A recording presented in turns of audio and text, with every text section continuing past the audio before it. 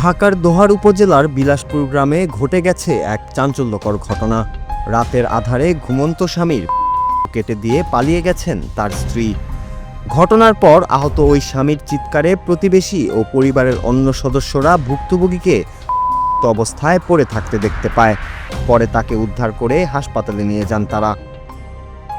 শুক্রবার ভোররাতে মিল্লিক বিলাসপুর গ্রামের শেখ আনসারের বাড়িতে এই ঘটনা ঘটে। ঘটনার পর থেকেই পলাতক রয়েছেন অভিযুক্ত স্ত্রী পায়েল। আহত এ ব্যক্তির নাম ফিরোজ হোসেন। তিনি পেশায় একজন ব্যবসায়ী।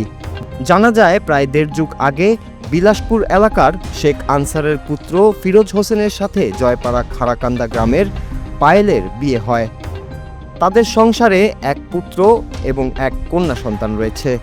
বিয়ের পর থেকেই পারিবারিক নানা বিষয়ে অশান্তি চলছিল এই দম্পতির মধ্যে। শুক্রবার ভোরে হঠাৎই চিৎকারের শব্দে ছুটে এসে ফিরোজকে এমন অবস্থায় দেখতে পায় উপস্থিত স্বজন ও প্রতিবেশীরা।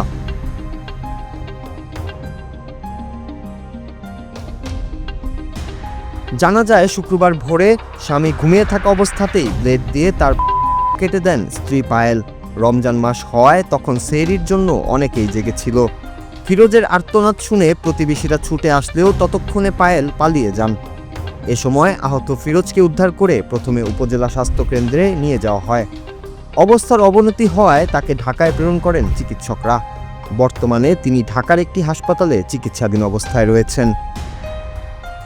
ঘটনার পর থেকেই অভিযুক্ত গৃহবধূ পায়েলের কোনো খোঁজ মেলেনি।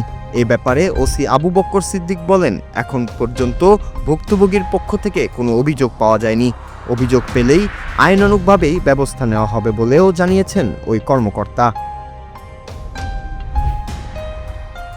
Bangla TV news desk.